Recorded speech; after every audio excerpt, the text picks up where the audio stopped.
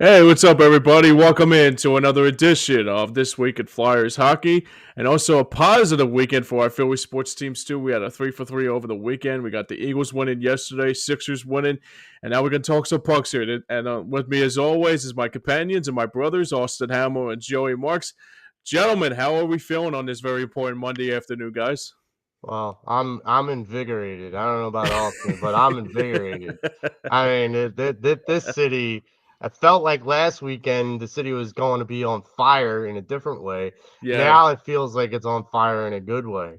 yeah. Been a good week actually for the Philly sports scene. It started with the Flyers last week, getting a couple wins against Seattle. And correct me if I'm wrong. Who were they? The Flyers played Ottawa. on Ottawa. They played Ottawa. I knew it was Ottawa. I said to myself, I don't know if it was a because I know they lost to one of those games. And I Yeah. said to myself, is that but especially more important than anything like that, it's been a very good week for the guys in orange and black without a question. Yeah, absolutely. It's been an incredible week for the Flyers hockey. Honestly, just a great overall week for Philly sports in general. You know, the Sixers got started. They got a big win against the Celtics to kick off the year. Yes, sir. Philadelphia getting the wins against Seattle and the Islanders. And more importantly for Philadelphia, Trevor Zegras came alive this week. Oh And I feel yeah. like that's one of our big things. I'm going to touch a lot on that later. You know what? Let's dive into it right now. So basically, we did a weekly. I'm doing. It's basically the weekly recap we talk about here on with the Flyers. So overall, I mean, let's talk about the man that's been the jubilation to this Flyers team is Trevor Zegras. Joe, I'll ask you, or Austin, I'll ask you the first important question. What stood out to you about Trevor Zegras' style of play in this last week? Everything, man. His like I said last week, his vision of the ice is incredibly high. The like I was telling you guys right before we started, that pass that he got to Dvorak to set up that goal, and then Dvorak being able to return the favor later on, just his vision of being able to put himself in the right place to find the pass from Dvorak on that one. The way he looked off the defenders on the feed to Dvorak for Dvorak's goal, like this kid's coming alive now. He found the back of the net both in regulation and in a shootout, and I think everything's going to start going his way now. Yeah, Joey, same question to you. How you feel about the Trevor Zegras move? Before I ask you this, but I have to say right now, as a savant, I'm myself as a hockey fan of savant. I didn't know Trevor hadn't had this in him, honestly. Because I mean, I saw the stuff he saw before. I mean, the spinning nickels on his forehead, the Michigan goal, and the one time he passed Sonny Milano, like kind of like made the video game into real life kind of stuff. Kind of distract me a little bit. But I have to say right now, man, I mean, whatever he is doing, whatever he is trying to do to make it work, I mean, he's probably one of the best players we had in quite a while. And Joe, I'll ask you this question about Zegras' big boost here. I mean, what stands out to you about his style of play in this last week? So it takes a lot for a hockey player to gain my attention to the point where I have to do research on you. Mm-hmm. I remember the one time it was you calling Roostalainen, and Right, I'm like, right. okay, who, what? Did you just sneeze? Like what? Who? And I'm like, okay, I had to learn first how to spell his name, and then second, I had to figure out, okay, who is this guy that James is cooing on and on and on about? And then we got Trevor Zegras, and I heard the big uproar because Yeah. I was like, yeah, okay, this is like any uproar. It's like it's just a new face, and maybe and the way that I heard it, he was a veteran presence, and I'm like, Mm, okay, so he's an old guy. I'm right. like, so that doesn't help the team that grow through youth. Mm-hmm. Well, wrong on all accounts Sure, yeah. because I was like, wait, all right, so he's a veteran. Well, yes and no. He's 24 years old, Wow. but this is his fifth year in the league. So yeah, it kind of makes him a veteran. And so I'm like, okay, so he's got a lot of experience, but his goal, like his stats must not back it up. Well, the last two seasons, he didn't play a lot of games for Anaheim. He dealt with a pretty bad injury. Mm-hmm. The first two seasons of his career, he averaged about 62 points a season with 23 goals in either season. of his first 2 seasons in the NHL. Look, for a guy who flies under the radar, who's not Connor Bedard or Connor McDavid or any of those guys, for a guy to have 23 goals and almost 70 points total, that's not flying under the radar to me. No. Not now, not anymore.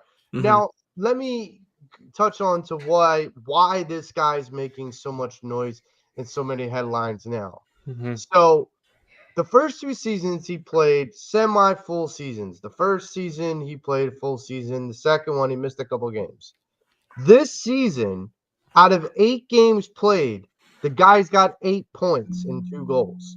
He's on pace to be better than what he was in his first 2 seasons, but at least to be on pace to what he did in his first 2 seasons, which again, I will say, is not anything to sneeze at, especially when you think about the rest of the talent on this team. His plus minus has never been really in the negative. Like, it's always been where he has made his line mates better. Mhm. And he's always been in the right positions at the right time. Look, James, 24 years old, that's young enough for me as Right. as a hockey player. Got a This lot in guy the tank too, like as a youngster He- too. got a lot in the tank, got a lot of skill, got a lot to prove. Because it feels like Anaheim gave up on him, and the Flyers gave him this new home, this new life, this new page to turn. And boy, is he doing it. And I gotta say, I'm going to be watching this guy. We brought up a couple times last week a couple names: Young Guns, Tyson Forrester, Bobby Brink, Nola Cates. You know, understand something. Not to take anything away from those guys, but this kid's going to be something to watch. Yeah. Especially now, this was another stat that I found out during the telecast when they went into the shootout against the Islanders. Mm. You know, this guy scores 82% of his shootouts. Wow. He scores in That's unbelievable. 82% of his shootouts. I'm like, I'm sorry, what? That's not even. That's a video game number. Yeah. That's not Yeah. even real. And It's so unreal, man. I'm like, okay, we have him locked up for 3 seasons. Wow. This guy is going to be part of that strong nucleus that this Flyers team is going to become. James, I'm telling you now, we got to reevaluate throughout the course of the season. We got to reevaluate what kind of offense and firepower this Flyers team really brings to the table. Because with Trevor Zegras, it's different. Yeah. Yeah, I'm already reevaluating from the second that he made his first couple of assists. They were really good passes. I immediately started reevaluating the trade that brought him here. So it was Ryan Poehling and a couple of draft picks to get Zegras over here. And I was like, I don't know, man. Paling's really good on the penalty kill. Dude, honestly, now Ryan Poehling, who, bro? Like, it's not even Zegras has been phenomenal already. Yeah, and to have him paired up with Dvorak and Michkov now on a line, man. Bro, woo, man. That is youth running rampant on the ice right there. Yeah. So, Joe, I'll piggyback what you said about the whole thing about Zegras here. You remember a couple years ago when I went off on that rant about getting the late Johnny Gaudreau? Yeah. Like, this is basically Johnny Gaudreau, but the difference is that he's still at the peak of his career. And I'm not saying Gaudreau was. I mean, he was a great player too. Mm-hmm. When free agency started, I said the Flyers had to get like I said, like a Trevor Zegras. Like Johnny Gaudreau was like that, but at the same time too, I mean, what Zegras was done. I mean, I think the other thing too with the Zegras trade, I think that was more for the Connor Gauthier deal too. Maybe that had something to do with that too. I mean, they had Jamie Drysdale, like kind of like I guess like it was. I don't know if it was. Yeah, it was kind of like I think with the Phillies had something like they traded a player and they got an exchange for like a big time player. I think it was like Harrison Bader or Johan Duran, and so it's kind of like what's in it for me. Like basically like the trade with Carter Gutierrez was probably like, yeah, we got Drysdale, but also we're going to bring you Trevor Zegras too, just to buy out his contract or something like that. Maybe, unless I mean, the other thing about with Ryan Poehling too is that, yeah, I mean, I saw some of his stuff a couple of days ago, and he's not doing very well right now in Anaheim. I think he's good, but he's not like, obviously he's not Trevor Zegras like, you know. But yeah, I mean I gotta say right now, I wasn't crazy about the move when it first happened. I didn't know if it was because of his injury front or he was just like all about himself, like there's no I in team like type of feel. But his passes, man, are like something nothing short of amazing. I mean, the Dvorak pass you brought up a couple days ago, like against the Islanders. I mean, even the pass on opening night against the Panthers when he set up Sean Couturier for the leading goal, and I said, wait, he can do that? He can do that kind of stuff, and it's yeah, man. Well, I think it also kind of comes down. You bring up about the Iron team, maybe his confidence or the way he speaks, cockiness or whatever you want to, attitude, whatever you want to say. Yeah, I think this team needed that. I think they need that infusion because these are young, talented players.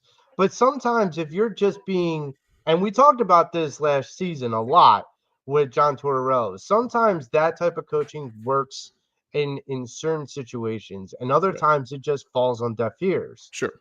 With the young talent, if you're berating them all the time, sometimes they start to believe me. Maybe I'm not good enough. Maybe he's right. Maybe I'm not good enough. Now the coach is trying to say it to motivate you. Whereas it's making it like sound like he's taking it personal. Like it's like right, it's more personal than anything, you know. Like they're taking it personally. Now with Trevor Zegras, you have that guy in the locker room, and it feels like everyone's kind of rowing the same direction with their confidence. They're all sitting there going, "This guy just makes us all look good." Like, yeah, okay. And I'm reminded of another guy who played for the Flyers back in the day, Peter Savoda.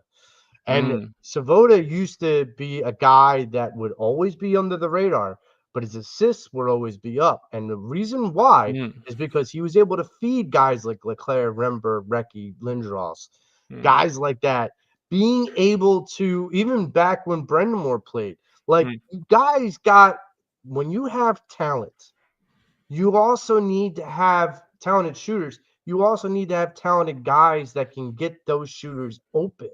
And Trevor Zegras finds them. And Austin brought up the really valid point of having good ice vision allows you to be able to be like Stephen Curry on the ice. Oh, yeah. It allows you to be able to pass people open for wide open shots, for good quality shots.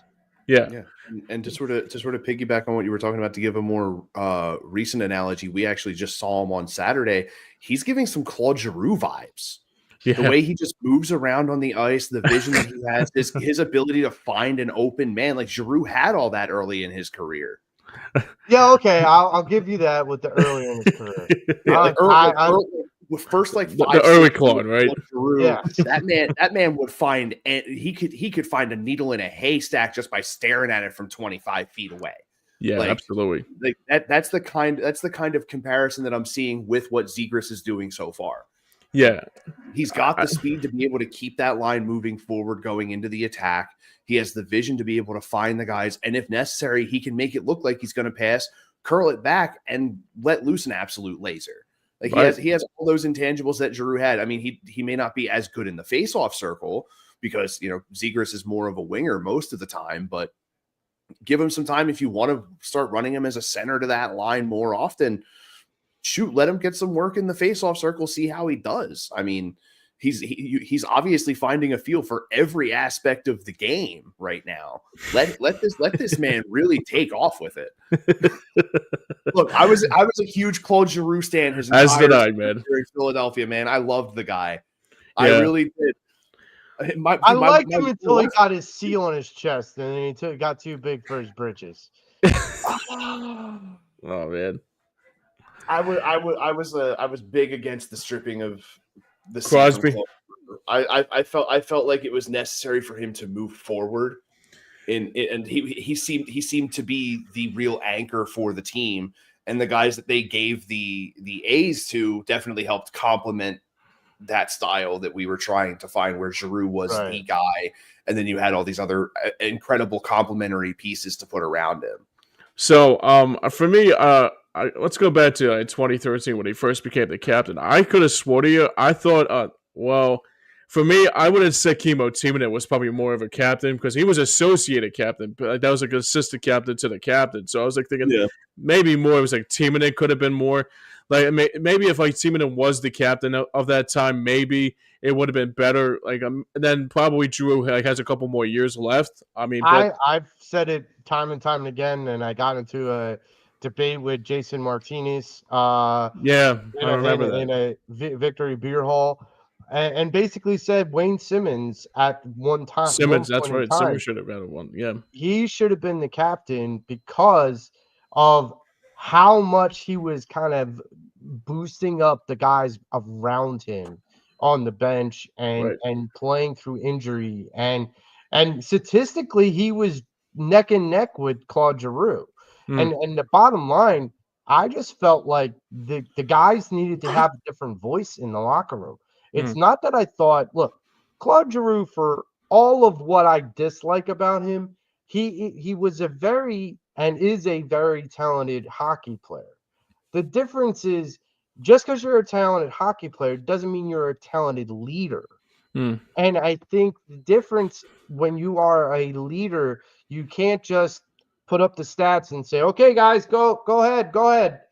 You can't just do that. You have to play with your team, not just for your team. And I feel like Wayne played with his team. He made other people around him better. Now, Claude did that early on in his career, for sure. But I felt like towards the end, you saw him take the foot off the gas a little because he started to see the teammates around him disappearing. Right. Like he started to see some of the guys that were his running mates that he liked and enjoyed being around that made him better gone. Right. And so that I think gave him a little bit of resentment. Whereas Wayne Simmons, like, I'm just happy to be here. Yeah. I mean, the last few years of Giroux's career with the Flyers, you could definitely tell that his heart wasn't in it as much as it was earlier on. Sure, yeah. And sort of to what you had said, Joe, I definitely do feel like it was kind of he was looking around and the guys that were helping him and the team see success were just going away, and he was like it took something with him. You know what I mean? Yep. But yeah, absolutely. I feel like personally for him, where he is now in Ottawa, being an alternate captain, I think is perfect for him at this point in his career. Yeah, that's what I was saying too. Is that like because you think about like after Chris Pronger left, he was like actually before Drew was the captain, it was like Chris Pronger was the captain. I said to myself maybe because I thought about this too when I looked at looked at Claude Giroux's resume with the Flyers and that 2011-2012 season. I mean, that was captain material for him. I mean, you think about that shift against the Penguins and this, that, and the other. And I said to myself is that maybe you should probably add another captain to that. I mean, the defensive part was Kimmo Timonen should have been the captain more for me, in my opinion, than Claude Giroux, I would say. Let's circle back to this Flyers on that note, because I felt like, especially during the Islanders game, but more so this whole season up to this point, these guys are sticking up for each other. Yeah. Like I know people are like, okay, sure, that's nice and all, that's all well and good. No, when you got these guys sticking up for each other, that means that they're genuinely watching each other's backs, that there's no independent agenda. You know, Hathaway going after any guy that was picking on one of his dudes, you know, like those guys, and even Ziegler. How about Grabankin too? I mean, Grabankin in that mix too. Yeah, Grabankin, Konechny standing up for right. Most of those were in the Seattle game. Yeah. Well, and there were a lot of carryovers, in the Islanders. I mean, there was almost a bench clearing brawl at one Yeah. point in the first period. I mean, Yeah. like, understand, like, even JJ said it on the telecast, like, this is hockey. This is what you get in the Northeast corridor. Yeah, it kind of reminds you of that too. Yeah, that's what I'm saying. Like, when you are in this close of proximity, Pittsburgh, New York Rangers, Islanders, Devils, you get this. You get all-time hockey. all out war. And that's one of the reasons why, like, I kind of appreciate when I start to see some of the passion that these guys are playing with. When I start to see some of the you mess with my guy, my teammate, I'm dropping the gloves with you. We're not going to have a discussion. We're not going to have a conversation. We're dropping the gloves. And it got to a point where I was like, I almost felt like the Islanders were intimidated. Like, they were like, okay, these guys aren't laying down. Like, they're the Flyers. They were the same team from last year, right? Like, no, there's something different. And that is one of the reasons. And I said this last week, and I'll say it again, and I'll probably keep saying it. The players emulate the coach. Rick Tocchet dropped the gloves more than almost I was going to say that I remember, and he never flinched about it. Now, here's the thing. This is a team that needs to have the skill, but they also need to have the fight. And right now, they're proving and showing that they have both. Yeah, and absolutely. That's a positive moving forward. And when we talk about that Pittsburgh, Philadelphia, and that Drew Sidney Crosby hit, that physicality, that I'm not going to take any shit from you kind of mentality, that being in the Philadelphia Flyers mindset this season is going to carry this team far. Well, you know what? That's a good segue here since we're going to be talking about the Penguins and Flyers matchup coming up tomorrow. So I would ask you guys this very important question here. So this is the first matchup on the year for the Flyers taking on Pittsburgh here. So Joey, I'll ask you this question: Do we see some fireworks tomorrow night between that old school between the Flyers and Penguins like it was back in that 2010 postseason? Do we see Rick Tocchet getting a little chip on his shoulder against his former club? I mean, how do you see that playing out tomorrow? Yeah, I honestly, I think with the fireworks you saw against the Islanders, that's what I meant. You will see that carry over to this Penguins game. Because sure. Believe me, not just the fact that it's a little bit of revenge for Rick Tocchet, but that the fact that we just don't like Pittsburgh. We just don't like you. And we you have old ass Sidney Crosby. You have these old guys that you're still trying to hold on to past glory. And guess what? Welcome to the new age, because this is going to be different. Like, if anybody wants to try and chip off of Seagrass, and anyone wants to try to go after Michkov or anything, yeah, we got an answer for you. Don't worry about that. Yeah, I'm looking forward to this matchup tomorrow. So, same question I'll ask you about this keys to the game tomorrow, Austin. How you see this game playing out tomorrow between the Battle of Pennsylvania? I definitely see it being a real knock them down, drag them out style game between these two teams. I mean, you have the influx of very, very skilled youth with Philadelphia, and granted, they're both getting up there in age, but you still have Crosby and Malkin doing what they do best still out there in Pittsburgh, and it's very possible this is the last hurrah for those guys with this club. They may hang it up at the end of the year. There's a lot of speculation about if they could possibly move one of them, or even Chris Letang. You saw Marc-Andre Fleury in the preseason come in for an exhibition contract to play one final game for the club. So you're seeing a real end of an era out there in Pittsburgh over the past year and a half, 2 years. Right. And I really feel like, regardless of how this game goes, the first couple of games before we hit the deadline may end up being the last that we see Crosby, Malkin, and Letang all wearing Pittsburgh jerseys. At least I feel at least one of them will probably end up getting moved. And by the time next season starts up, one, maybe even two of them call it a career. Right. And with all that they have done out there in Pittsburgh, that franchise over the past decade and a half, man, you have to take your hat off to them, regardless if you like them or not. You know, they've proven that they can be one of the best teams in the league again. They got one of the best players in the league during that time. And honestly, like Joe said, you know, maybe there's that inkling in the back of Tocchet's head of like, I do have to, you know, I have to get one up. Make a statement. Yeah, I have to make a statement with this team. And also what you're seeing from Tocchet with Philadelphia is proof apparent that you didn't have to brainwash these guys to put a little bit of grit into their game. Tortorella just wasn't rubbing anyone the right way, and it's becoming more and more obvious with every single game you watch Philadelphia play this season. Mm-hmm. It's more apparent than ever. When Tortorella was first hired, I was up in arms because his coaching style is draconic. He still plays like it's the 2003 NHL. Like you're being standoffish with your players in a super petty way. Like Konechny wanted to buy in, but he couldn't. Right. He didn't see it as much as Tortorella tried to be like, hey bro, it's cool. Like just buy in. You could tell that these guys were like, no. Like we've done this, especially last year. They were like, you can tell like Konechny and Couturier specifically. They were like, dude, we've done this for 2 years now. Like you were supposed to be the coach that brought a turnaround in some way, shape, or form, and you haven't done it. So bringing in a guy that could basically teach you the exact same style of play that Tortorella wanted, but you don't have to be, like, pardon my language, you don't have to be a dickhead about it. Right.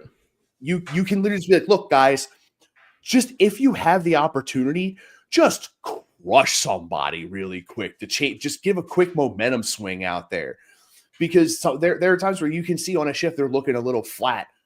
Big hit comes in, big defensive play comes in, even with some of those saves by Erson in the New York game. Oh, wow. Yeah, absolutely. Sometimes it's the little fundamental things that you do that can shift the whole expectation of a game. Yeah. And I feel like Tocchet's really getting these guys to buy in on every little thing that you do out there matters. Yeah, and that's the thing. Every opportunity count, and that's exactly what you want.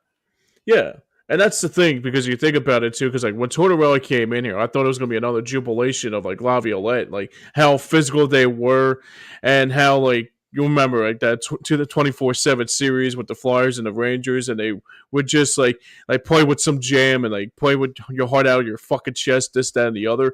But then I started to see that Konechny and also Michkov and Couturier were looking at Tortorella as like, are you just here because you're just here to make a name for yourself? And then the thing I love about it, too, with Tocchet is that I thought it was going to be the same thing as Tortorella was doing, what Tocchet's doing now. I thought it was the same level of feel. But then I guess the voice either got silent that quickly, and then he's thinking that it's still that old school mentality of like that I need you to play physical. I need you to play the game that's supposed to be played. And then the worst part about it was Tortorella looked like, I felt like he was becoming more of an ass of himself. Like when the message wasn't getting clear, and then once the message wasn't getting cleared, it started to like shape up. It started to shape out like sadly, and also it started. I mean, I gotta say, I was disappointed how it happened, because I thought it would like try to help the team move one step further to what they were going to try to be. But I gotta say right now, I think Tocchet is like I think Tocchet is more into the development of like he wants the best out of you, but he won't throw you under the bus for not playing like shit. I mean, he wants you to play like 110% every single night too. He wants the best out of you, and I think he expects the best out of you. Like Right. he wants it, but there is a level of expectation. With Tortorella, he had an expectation, but he wanted to beat it into you. And there's a difference. Sometimes I think with Tortorella, he liked just hearing the sound of his own voice. Yes. And he just wanted to be like, I'm the authority. I'm the law. I'm the captain now. Right. I'm the law. And it's like, hold up. I'm like, you can dictate that to almost every player on that roster. Mm-hmm. But there are certain guys that are just not going to take that shit and just be like, no, because you were supposed to fix this, yet haven't shown me any progress in fixing it. Where Tockett, even in 8 games, has proven that he's got these guys playing on the same page. Mm-hmm. He's got these guys playing together. Mm-hmm. And you can say what you want. Like there's still a lot of meat on the bone for this team to improve on. You know, Mitch Koff's not at full throat yet. TK hasn't gotten completely on fire yet. You know, we haven't gotten into the muck and the grind of the regular season where we see like these occasional players come up from the AHL to get a peek at them.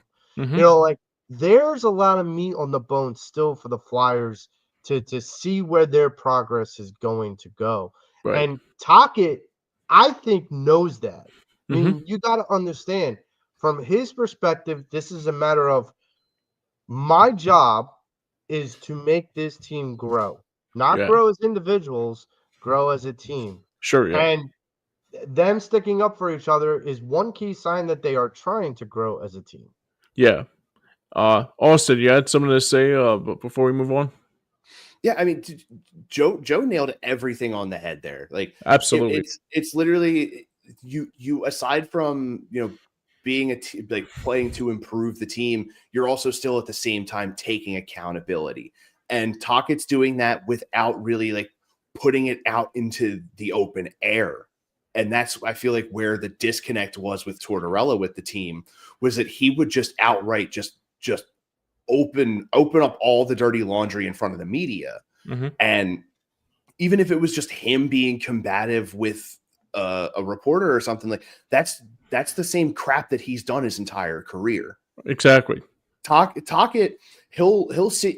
I feel like he's the kind of guy that'll sit someone down privately and be like, "Hey man, you're messing up. Like, let's see what we can do to figure this out." Where instead it was Tortorella would stand at the podium in front of cameras and be like, he's got a serious problem. He's got issues. Yeah. Yeah. And like your dad said, James, Tort's big problem was messaging. He was too abrasive to last for that long of a term. In a vacuum, to be able to help sort of shift the mentality, absolutely. But for 3-4 years, it was not sustainable. And I feel like what you're getting with Tockett is a more sustainable version of the same style of play that Tortorella wanted. Yeah. It's like when he has the attitude, it's the same level of play that he had. I mean, you think about it too. I think there was a time, exact mirror of the way that Tockett would play the game. Yeah. And he just wants to see these guys just give everything they have the entire time. Yeah. Even when they're on the bench, just give everything you've got to help this team out. And they're buying in.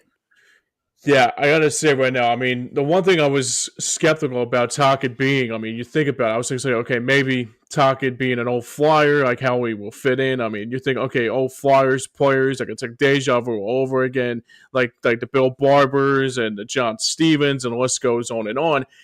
But then I said to myself, is that maybe I'll give this guy a chance, because sometimes, like when it really matters the most, Tortorella's message was like he got, I mean, his first couple years, I mean, you think about the first year when he was here in 22-23, it was a little bit sloppy. I mean, they had a good start to the season, but then they started to get back into the groove of 2020, was it 23-24, and they started to feed off his energy, and then the message got sour again, because I think it was just that his message wasn't getting, like, I think it was more that his attitude towards the media, like you said, Austin, was a big problem with that, and how they play is the same kind of level of tenacity that they had, like what Tortorella was trying to tell them. And at the same time, too, and I think the other thing, too, with Tockett's different is that he's not, I mean, he wants you to be physical and he wants you to play your heart out every single night, but he's not going to, he's one guy that will try to help you out to try to become a better player at the same time, too, like he's doing with Michkov is a good example of that.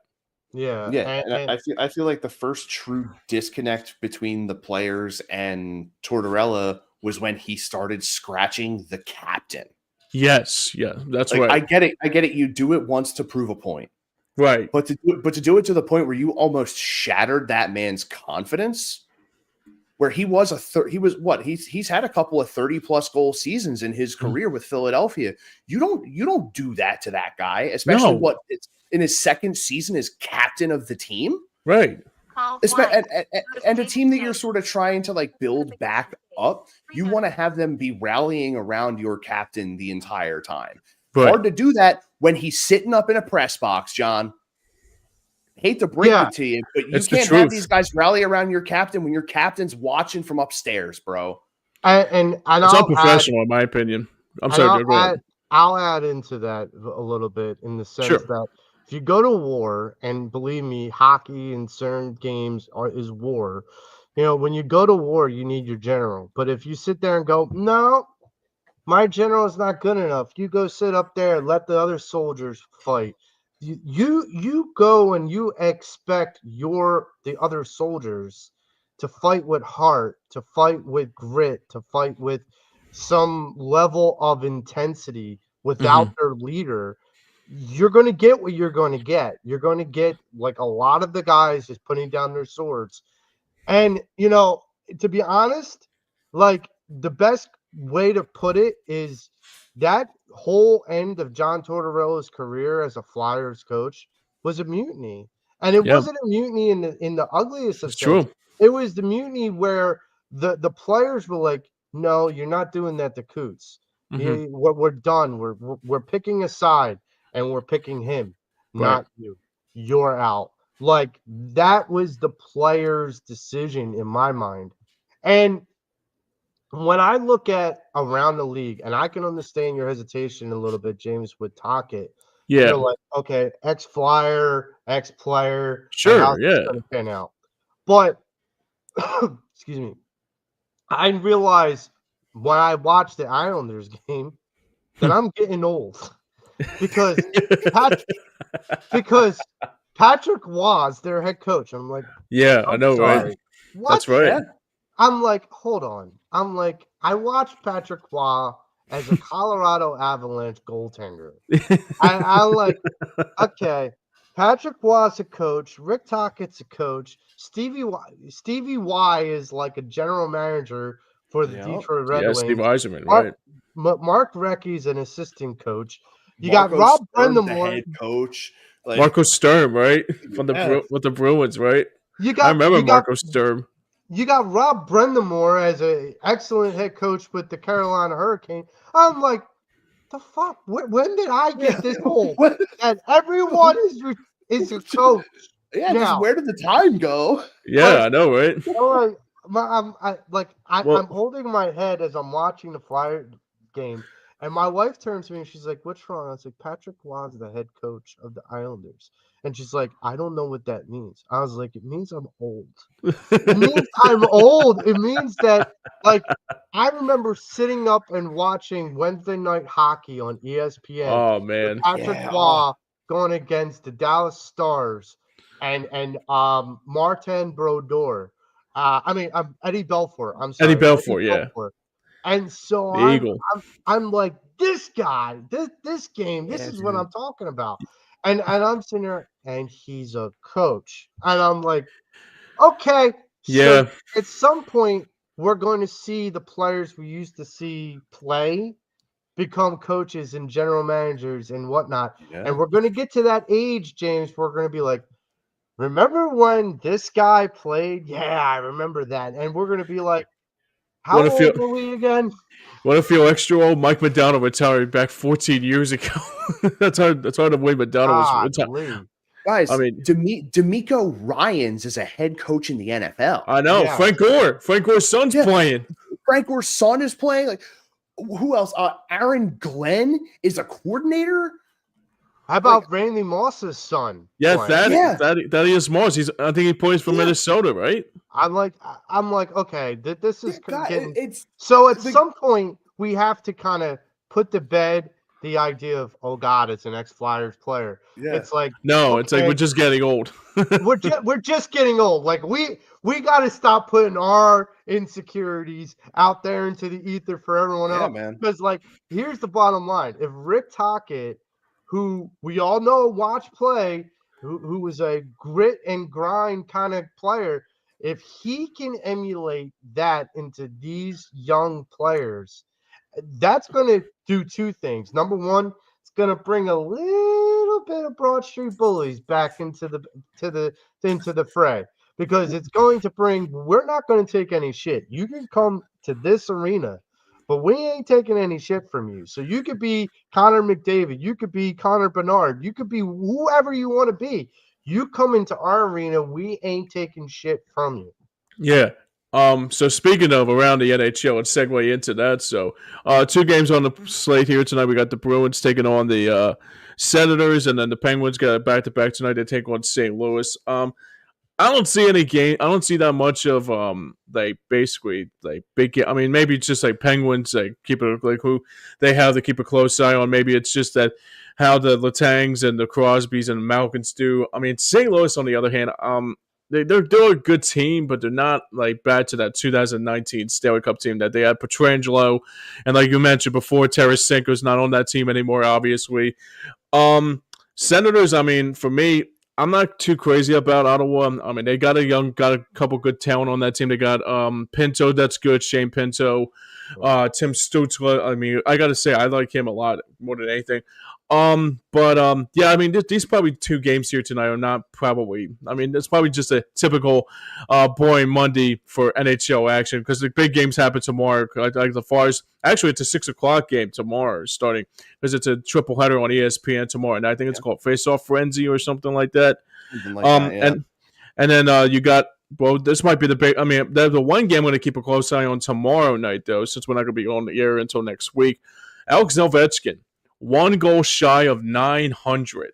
I mean, you want to talk about feeling old, Joe? I mean, Ovechkin might be the. I mean, he's the greatest goal scorer. Obviously, he broke that mark last year, being Gretzky, but 900.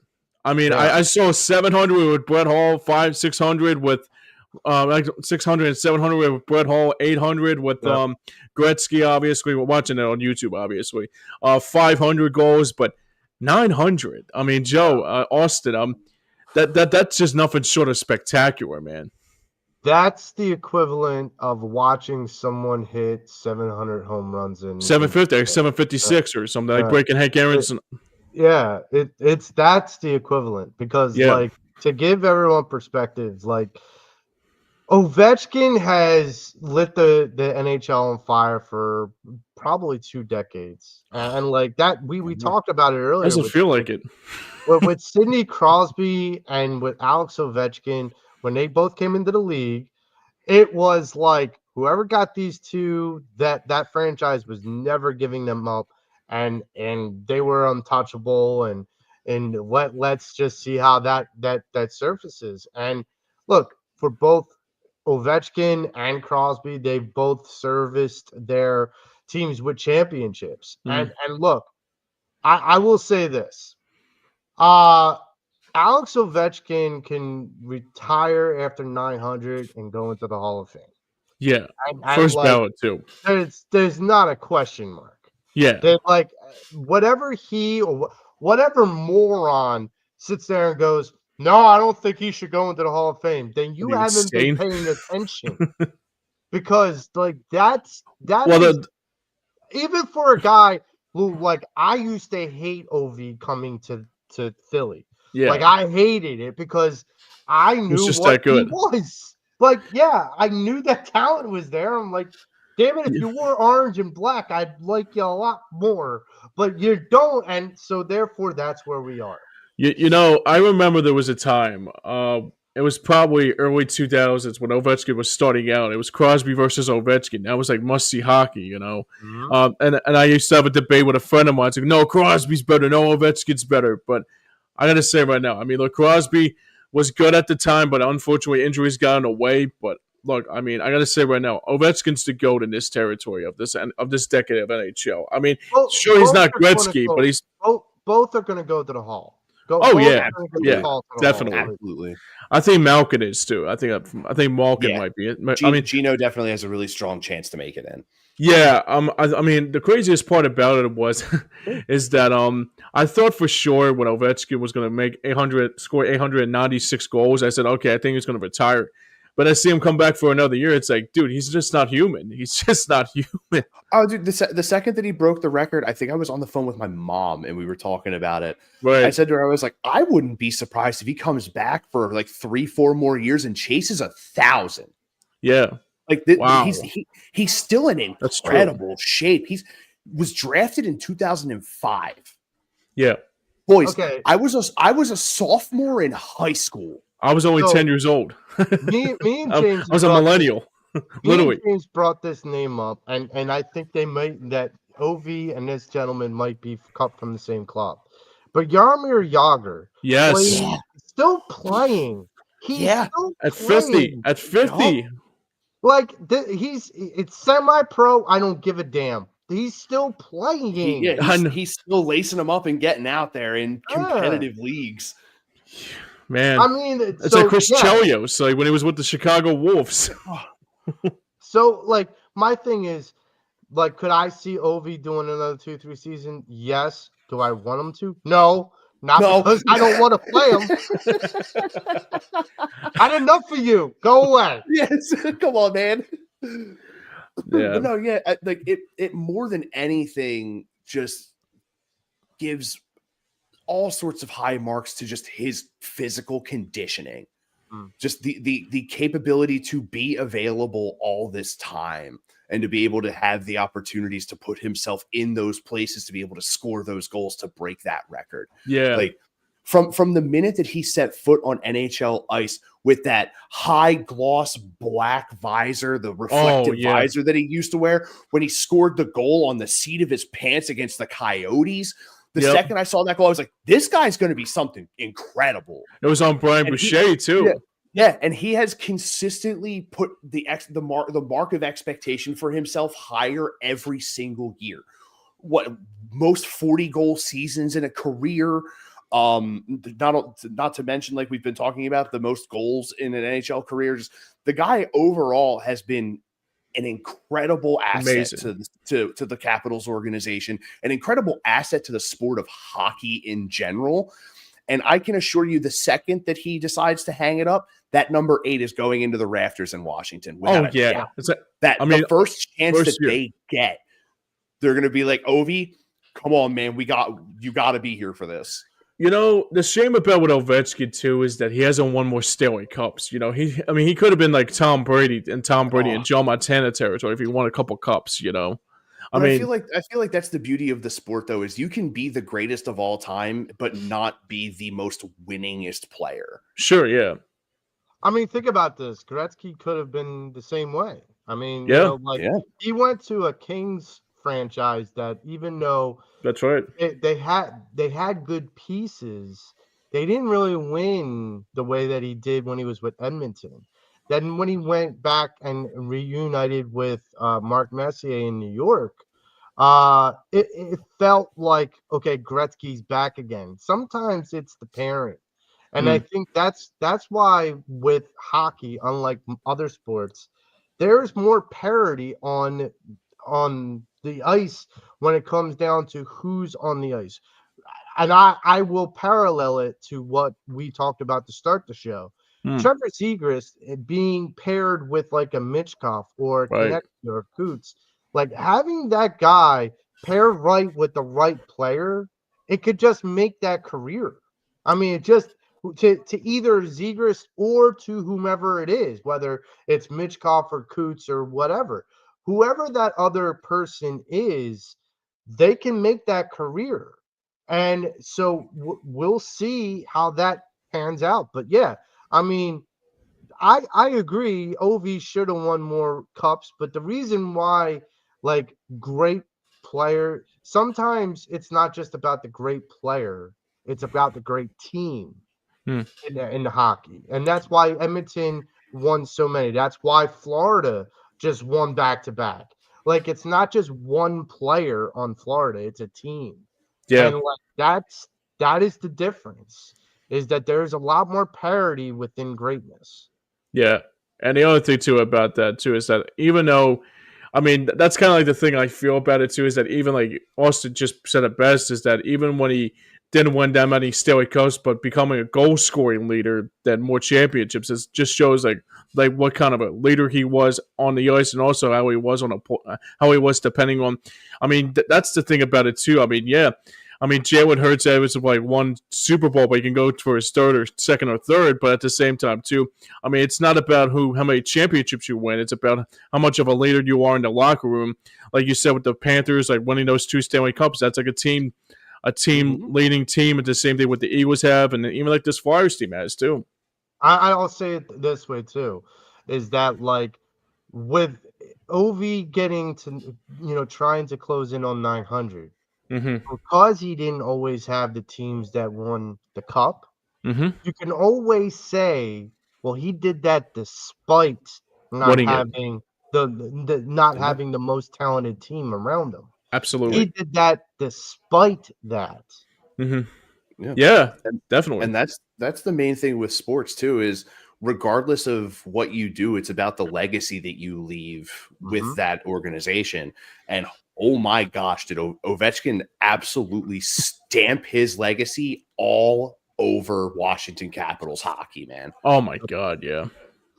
I mean that's how they had like Yager too and Peter Bondra, but like I hate to say it, even Yager with with those Capitals team can't be compared to Ovechkin. Olaf Kolzig was there for a while. Like Backstrom, they got some good players. Adam Oates, another former Flyer, used to play there. Like there have been some really good guys that have put that jersey on, but Ovi is cut from a totally different cloth than any of those guys. Yeah, definitely. That whole generation of like from 2005 and so on, like you had like obviously you had the Ovechkin and Crosby era, and then the Jonathan Toews and the Patrick Kane era.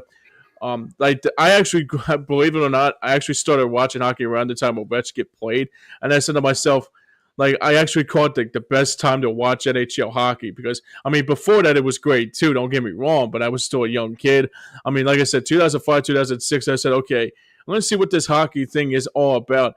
And it took me like 2 seconds to say, okay, that's Ovechkin, that's Crosby. And then it turns out I became a diehard hockey fan after that. So, I mean, but it's just crazy how 20 years later you're still like, there's Ovechkin, there's Crosby. Yeah, right, exactly. Just it feels like I'm like the 10-year-old watching Doc Emmerich and or Gary Thorne when I was, Oh man, I miss Gary Thorne so much. Him and Doc Emmerich. Take me back to when there was the colored like shadow around the hockey puck on the broadcast. Right. My mother, God rest her soul, she watched the hockey game because I put it on when they had the little blue dot on the puck, and my mom was like, what the hell is that? It's like a puck shadow. I'm like, it's the puck shadow. And she's like, that's ridiculous. And I'm like, okay, like, listen, she didn't watch sports like that, but like, she was like, that looks ridiculous. That looks she had the same opinion as everyone else. Yeah, it's like, she just looked at it and was like, why are those people chasing that dot? And I'm like, no, that's the puck. And she's like, well, I remember Fox had something like that. Was it Fox? Like NHL Fox had it was the Fox puck tracker. That's what it was. I knew it had something to do with it. And then a couple years later, they put it onto ESPN broadcast. And then after that season, they were like, we're never doing that again. Yeah. When ESPN it was distracting, though. I do agree. ESPN did it. Then they added something to it. They had the puck tracker, and then they had when you got like a slap shot or it was like fire. It was like it was like a tail. It was like a streak. Had a tail, and it would show the speed over top of the net. Yeah, I'm like, what are we doing here? Like, or even just like not a video game. Yeah, and they even mimicked in the game where when the puck's on its own and there's no one around it, the shadow was bigger. Right. And then when someone picked it up, the shadow got smaller. I remember at one point they even incorporated when a guy picked it up, they put a bar over their head with their name on it. Yep. So like who was carrying the puck? Like, when they did the puck thing where it got smaller and larger, I had a vision issue most of my life. You making the icon smaller and larger and not telling your viewing audience just made me feel like I was losing sight. Oh, you're losing your mind. Like, did I just lose the puck? Like, okay, it's hard enough to watch, and you're playing with my eyeballs. Like, I don't need that. Yeah, So I yeah, could be it's funny. grateful that they went away from that. Oh, I agree. I mean, I was watching it like highlights of it like probably on YouTube like a few years later, and a buddy of mine's like saying, "Dude, you're so lucky you were just born around the time when it was coming to an end because that shit just drove me crazy." It was I think when they first introduced it was during like the playoffs. yeah. And people were like, "This is the dumbest idea ever." Oh my god, yeah. Like, and because they wanted to try and make it easier for the casual fan to see where the puck was during play, but like everyone was like, "Bro, we know where the puck is. We see where everyone's going. Like they're all going to the puck. We don't need a shadow to show us where it's at." Well, even when ESPN, It was like a video game. Like it was like one of those old HO 94 games. Yeah, when ESPN even tried, they even did what kind of like some baseball games do with like the box, like where the pitch was, where it ended up.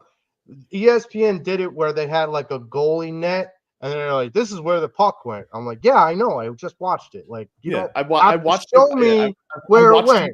I watched them glove it high side. Like don't need a circle to be put there for me to know where it was. I saw him reach.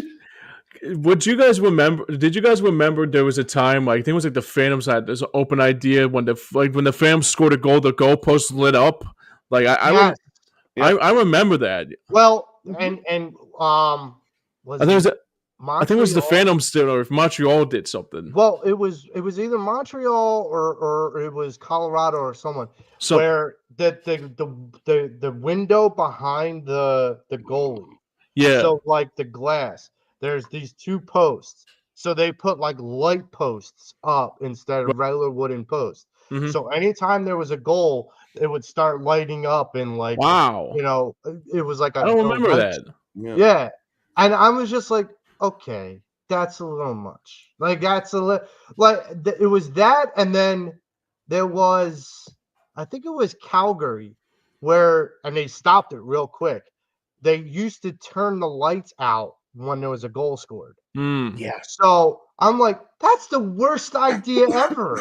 I think minor league teams do that now for their goals too. I think the Hershey Bears do that they do like not a fireworks show like Chicago Wolves do, but no, I mean I think the majority of the AHL teams they like flicker the lights like the old SpongeBob episode. Yeah, there was a point in time where a lot of stadiums, not only in hockey but like in all sports in general, would do like alternating dimming out some of the lights when a goal was scored, and you're like, what the hell is happening? I can't see anything. You cut half of the vision off. Right? like this dude's rounding the thing. Like dude hits Schwarber hit a 3-run bomb, and I'm like, I want to see his facial reaction as he's rounding the bases, but I can barely make the man out. Like, please help me to be able to see what's going on. It's like the natural shit. Yeah. Imagine trying to high five somebody as you go to swing, all the lights go out because a home run was hit. You just break each other's noses. Yeah, right. When I saw the Calgary thing, I'm like, okay, so if I were to score a goal in Calgary, I'd be like, okay, what like, did I just shoot the lights out or something? Like, what the hell just happened? Like, okay. I always find it dangerous that Chicago. I mean, you know how much of a big Chicago Wolf fan I am, Joe. Yes. That they actually do a pregame and fireworks show, like legitimate, like WrestleMania, like pyrotechnics, like flames and fireworks. It's in the arena. What? How much money do they have? Oh, I don't know. They make a lot of money. They make a lot of million for tons of bucks on that. How much ventilation does that stadium have? They've been doing it for a mass majority of their time. Yeah, you should look it up. Like, look up Chicago Wolves pregame like intros. I mean, they like make it like turn into like WrestleMania like every fucking night, dude. Well, it's insane. You're gonna end up getting a message. You're gonna end up getting a message from me later, James, being like, "I watched that. That is insanity." Like, it is. It is. Like, you know what's even crazier? They've been doing this like going back to the first time they started in '94. Wow. For like 30 years. 30 plus years. I'm not I shit you not. Well, welcome to Monday Night Raw. But it's every night. It's every night. Right.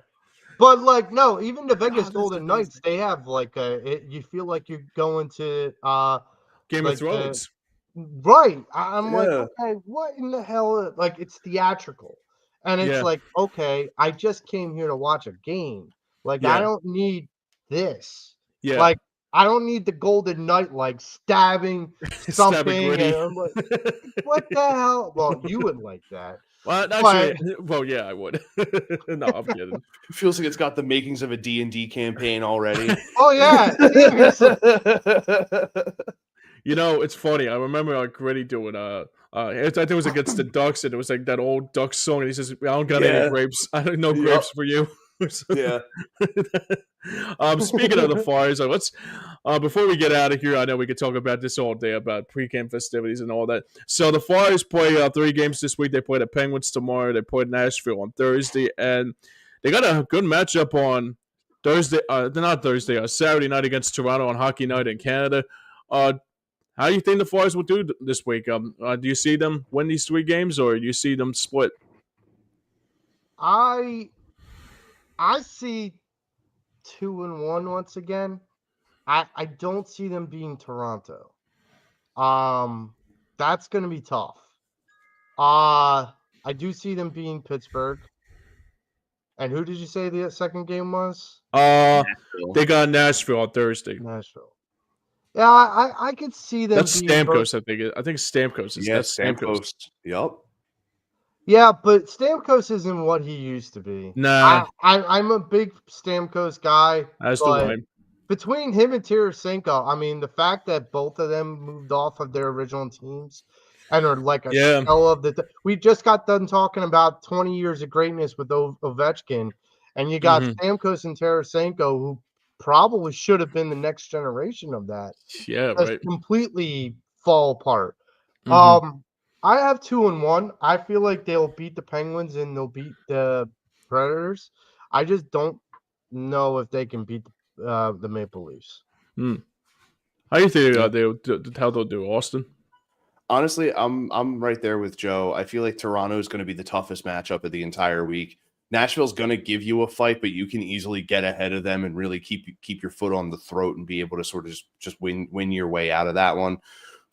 Pittsburgh's going to be a dogfight, but their talent level isn't what it used to be in previous seasons. I feel like Philadelphia has a pretty significant edge there. And also, a lot of this rides on the goaltender play because but all three of these teams have the ability to really open up offensively. And if Vladar and Ersson can keep playing the way that they played last week and keep you in these games, you're going to have an even better chance to potentially go 3-0. But as of right now, I have it at 2-1. Sounds good. So basically I got the Flyers winning tomorrow. I think it'll be a close game, but Pittsburgh and Flyers are always close. So it's depending on who's the goaltender for the Penguins. Either it's Tristan Jarry or the other player. I can't get his name right. It's not Nedeljkovic. It's somebody else. Nashville, like you said, Joe, like Steven Stamkos is not the same team like he used to be. They still got Ryan O'Reilly. I'm not crazy about. I mean, they got a good team, but they're not over the top like how they used to be. I mean, Roman Yossi's getting older. The same thing. I mean, they got UC Soros, that's good, but he's no Pecorino. Let's keep it real here. But Toronto, though, I think Toronto might be the game they lose because obviously they got Austin Matthews. They got a good team up there. So if I think I'm right there with you guys. I think I'm going to go that the Flyers are going to go 2-1 on this series between Pittsburgh, Nashville, and Toronto this week. So I'll say this: if they go up and beat Toronto, that's big. I will say that next Monday we will again. It's like I said earlier in the show. Have to reevaluate what this team is really capable of because right. Like honestly, I feel like even if you lose outside of regulation to Toronto, you have a serious conversation about this team because Toronto is a juggernaut right now. They are. And like you steal a point there. I mean, look, this is a situation, especially now because you're still just trying to find out what your team is.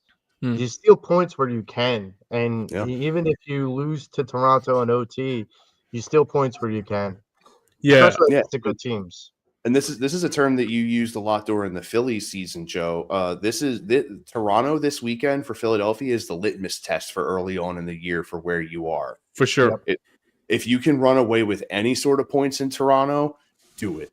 I'll take it every single time. Yeah, absolutely. And real quickly though, before we leave here, I think tomorrow will be Dan Vladar in goal for the Flyers, and if it's Vladar in goal tomorrow, that's gonna be good to see him play. Love it. To see him take on a good, not a good Penguin team, but to see what he does against a Penguins team that is still desperately looking for answers. All right, that's going to wrap up our show here today for this edition of This Week in Flyers Hockey. I want to thank Joey and Austin also. Like they always show everything about that too. Austin, where can people see you next, my friend? This upcoming Saturday on the Hardcore Play podcast, on the Hardcore Play and Rewind YouTube channel. We are rounding out horror game month. The month of October, we have been covering a bunch of horror games. We're not 100% certain on what the game is going to be, but I feel like we'll end up probably doing a follow-up on it in the upcoming weeks. There are a few that I really wanted to touch on that were kind of big for me growing up. But aside from that, right here in the bottom right corner of my camera, twitch.tv/Hambo26. I've been taking a bit of a break recently from a lot of stuff, so I'm going to try and dive back into it with some of the time that I have off this upcoming week. Still have Final Fantasy VIII to finish up, Parasite Eve, a few other games that I've just been goofing around with. Aside from that, I may dip back into some Baldur's Gate. I've been on been needing more D&D recently, so gotcha. But aside from that, also YouTube channel of the exact same name. I put the whole Pokemon playthrough up on there, so you can check that out. Then I have a bunch of old stuff on there from old streams and content that I've made that are always worth a watch. Very cool. Joey, I know we don't have a show this week, but we have something that you want to share to us, especially coming up on this week on Saturday. Something about a flea market or something. Yeah. So anybody who wants to come out and say hello to me and James are going to be at Gold Star Playground at 6th and Wharton on Saturday between 9 and 3. About 4 years ago, I lost my sight, and I have been trying to raise money through knitting scarves and whatnot. So I'll be selling scarves. It's going to get colder. Winter is coming. And every scarf sold, pretty much the proceeds go to raising money to help me kind of get back my independence through assistive technology. Tech right now is so interesting because of AI and everything, right. But and it's very helpful for someone like me with no sight. But if you want to come out and support a good cause and you need a scarf and you want to just hang out and talk with me and James a little sports, come down to Gold Star Playground at 6th and Wharton on Saturday between 9 and 3, and hope to see you all then and there. Sounds good. All right, so that's going to do it for this edition of This Week in Flyers Hockey. Like I said, we will be back again next week talking all things Flyers. Once again, we got a good week coming up. We got the Flyers and Penguins tomorrow, Nashville Predators on Thursday, and that should be a good matchup on Saturday night between the Flyers and the Leafs. Now, for everyone behind the scenes and for everyone that made it work here, now for Joey Marks, for Austin Hammel, I'm James Scorza, and this has been This Week of Flyers Hockey. Thanks for everybody enjoying this very important portion of our show. Have a very good, happy Halloween, everybody. Turn Halloween into Christmas like the good old the version of The Night Before Christmas says. Until then, we'll see you guys next week. Stay well and stay blessed, everybody.